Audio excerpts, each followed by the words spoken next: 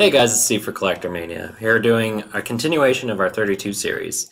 We moved on from the guild color pairs to the shard. Sorry, I keep thinking of them both at the same time.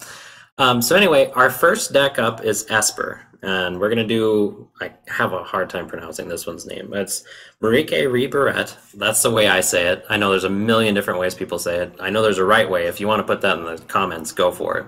Because I'd love to know, but I'll probably keep calling her the way I call her.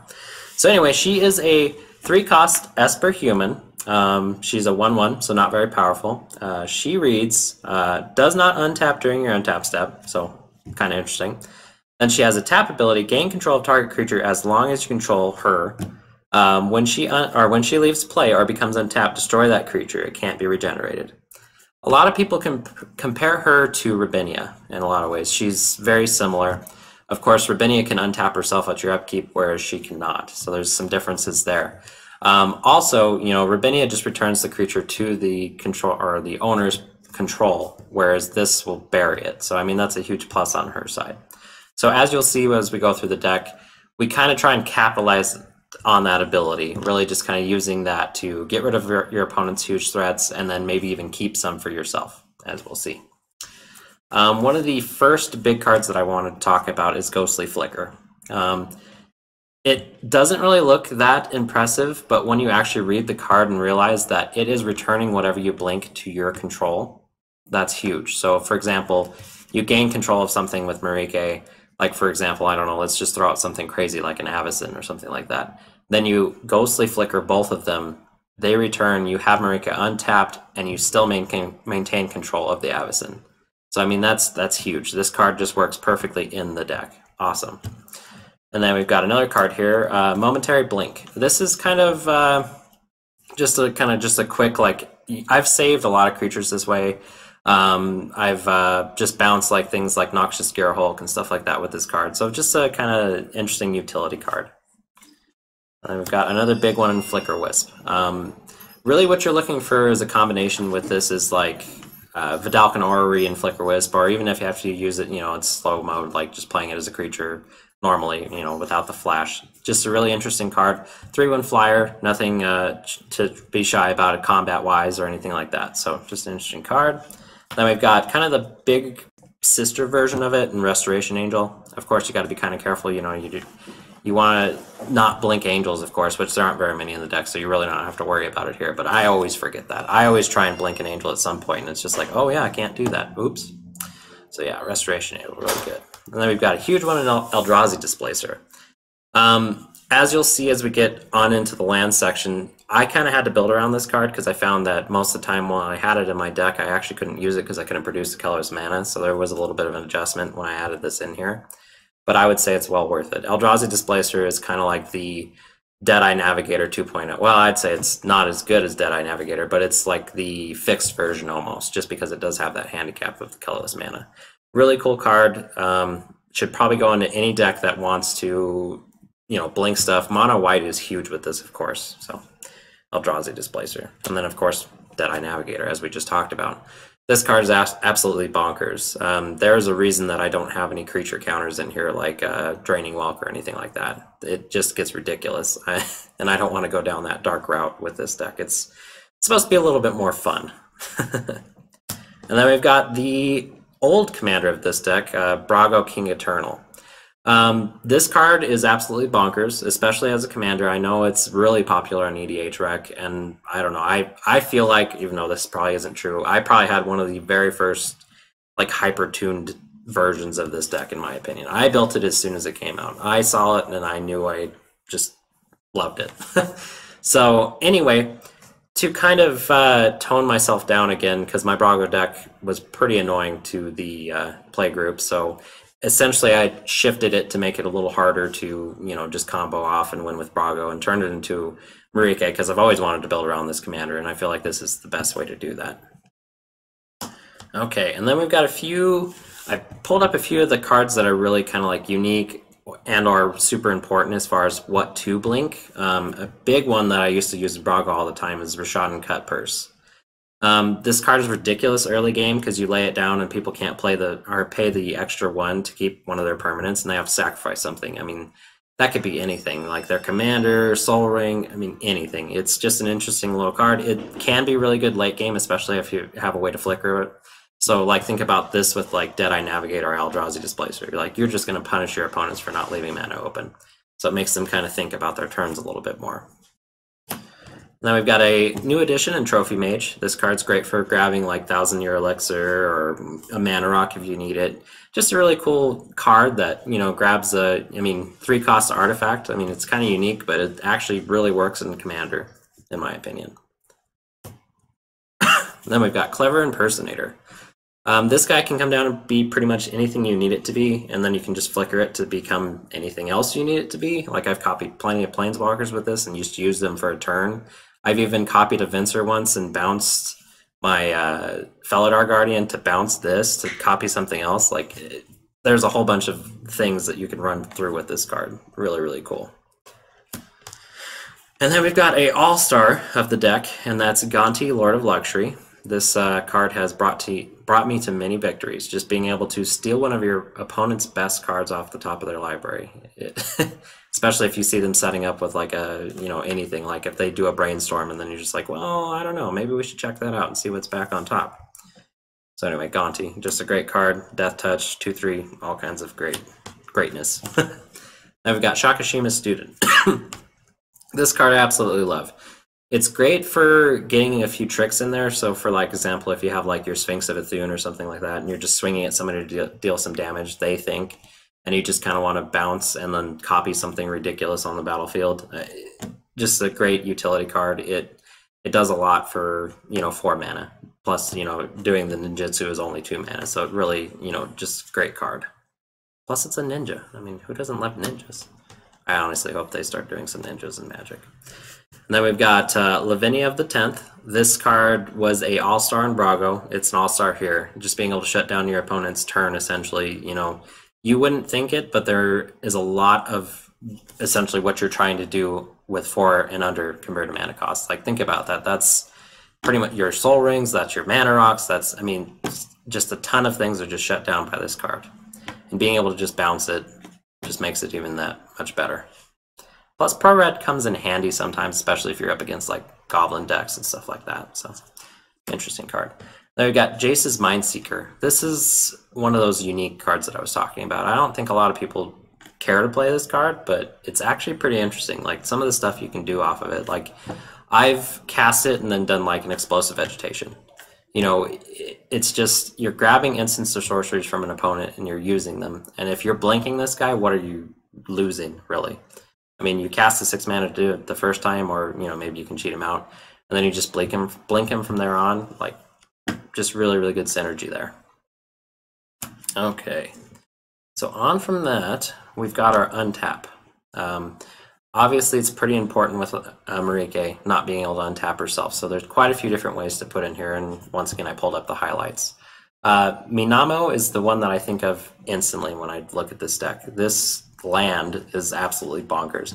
The fact that it comes into play untapped always boggles my mind. I would have thought an effect like this would have come in play tapped at least. There's not really a whole lot of drawbacks on this card. It just produces straight blue. Really good. Comes in untapped, like I said. Then you just pay a blue and tap it, and then untap a permanent. Like, it's just crazy good. Like, you untap Mereiki, you untap Temple Guard, or Temple of the False God, you can untap a million different things. So, really, really good card. I know it's shot up in price lately because I think people have caught on to it, but I would pick up copies if you can. Now we've got 1,000-Year Elixir. This, should go pretty much in any deck that has an activated ability that requires tapping, but in here it's amazing. Plus, there's a lot of ways to untap it itself, like Paradox Engine, stuff like that. So, 1,000-Year Elixir, awesome. And then we've got a new addition. It's funny. I feel like I just discovered Thornbite Staff on that mono red game that we played a few days ago. I know I've known of the card for a really long time because I've played against Eric, obviously, a million times. But I've never really realized how powerful it can actually be. And in a deck like this, where like the creature gets buried as soon as you untap Merieke, like you can just mess around with that, that response. It's crazy. I've done it once so far. And it's just absolutely insane. You can just play around, steal everything, and just, oh god, so good. Especially if you have like a sack out like Yahenni or anything like that. Just amazing, just amazing. And then we've got kind of a boring one compared to Thornblight Staff and Unbender Tine, but it definitely makes sense in this build, and it's an interesting artifact. It's definitely nowhere near as good as like Thousand Year Elixir or anything like that, but as an include in something like this, I definitely will throw it in. And then we've got the Big Mac Daddy, and that's Paradox Engine. This card basically will combo off with the deck itself. Like, you just start playing some spells and just untapping all your stuff. It is absolutely insane. I don't know. I know I've talked about this card in many decks, but I don't know. I don't know why they printed this thing. Still, it's just crazy. So good, so good. And then we've got a few kind of like creatures that either untap or synergize with untap. So we've got Captain the Mist.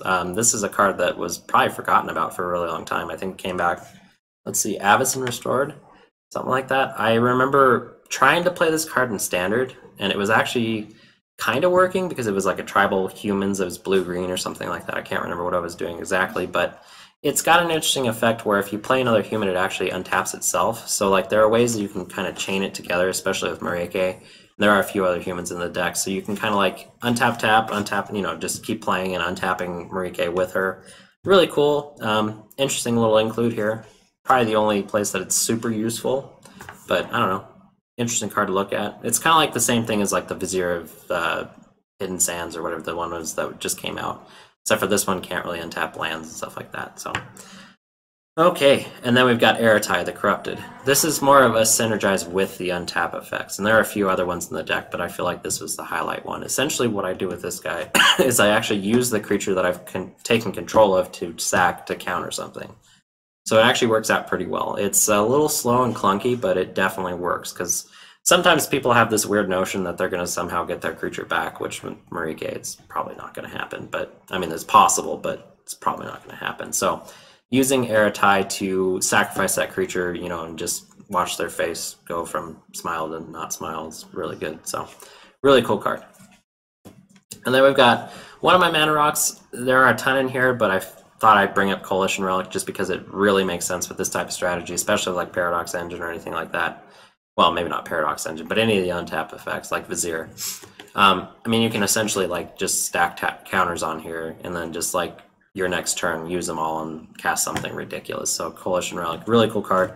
Another one of those ones that has just shot up in value over the last couple of years. It's kind of surprising. I went to go get one the other day and it was just like, what, are you kidding me? It's like $15 or something like that. It might even be higher, I don't know. Really cool card though. Okay, and our next little section here is kind of the utility. I just kind of threw everything in one little package this time just because it's not as important to the deck, in my opinion, this time. Like, I didn't do a card draw section or removal section. I just kind of lumped it all together. But a big card that I want to talk about is Terrain Generator. In these colors, obviously, there's not a whole lot of ramp. So Terrain Generator can save your butt sometimes, especially because the big part with this is the Eldrazi Displacer once again. It being able to tap for colorless is huge, so it's just kind of like a double utility thing going on there.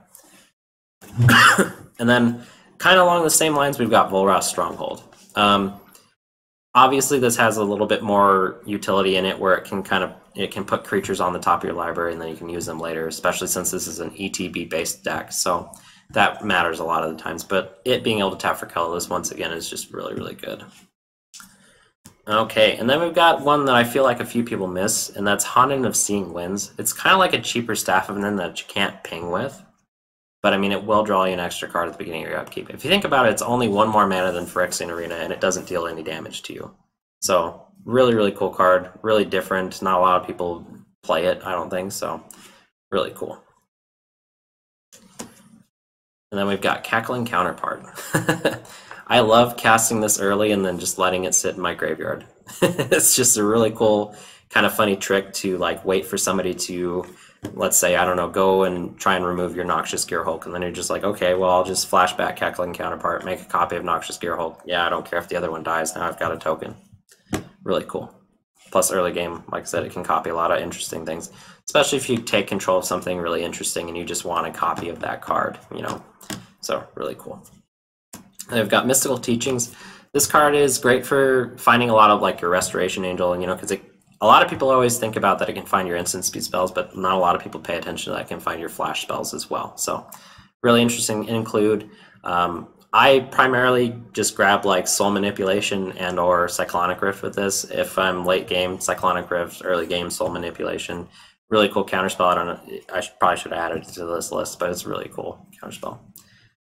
And then we've got Vidalcan Orrery. This is kind of a key part of the deck. Having flash for pretty much everything is great. You want to be that player that kind of sits back and waits, because I mean most of the time you're going to be sitting there with Mereiki untapped until you really need a tapper, or you know, like a huge threat comes down and you just want to deal with it. Once again, I keep saying Noxious Gearhulk, but it actually has made a huge impact on this deck when it was printed. So really cool cards. Vidalcan Orrery, of course, is really great for throwing anything in. Like I love like at the end of somebody's turn just throwing in Haunted of the Seeing Winds. Really fun thing to do. So anyway, there's that. Okay, and then I only pulled up a few lands here just because I kind of wanted to talk again about, like, first of all, Eldrazi Displacer. I've had to once again find myself adding colorless sources to the deck. A few ways that I kind of got around that was like Caves of Kolios, so like Pain lands, of course, stuff like that. A really interesting one is Dreadship Reef. Like it's a storage land, which I've never really played with, to be honest, but it actually is pretty good, I found. Just being able to add a whole bunch of counters to this and then use them when I need to is actually kind of fun, especially because once again this deck is a lot of responses, I feel. So having your mana untapped until your next turn is usually something that happens, you know. So anyway, there's that. And then we've got a budget option that I kind of want to point out to you guys, and that's Dromar's Cavern. There is a cycle of these, and I believe they are all the shards. So none of the wedge colors, but the shards colors. They're different. They're kind of like a weird bounce land, because it does bounce land back to your hand, and it doesn't tap for 2, of course, but it taps for essentially all your colors when you're in shards. So yeah, you can look at it as taking a turn off or like throwing a land back to yourself, but I mean most of the time in EDH we're ramping anyway. I just find it sometimes essential to get my colors. So this is kind of like a budget fixer for stuff like that. If you can't necessarily afford like all the pain lands or all the, you know, shock lands or stuff like that, you know. So just an interesting include there. So with that, I believe that's Merieke, and once again, as always, you can check out the tapped out list to see the full list, and then also, you know, like, favorite, subscribe as normal, and we'll catch you guys in the next video. Thanks, guys.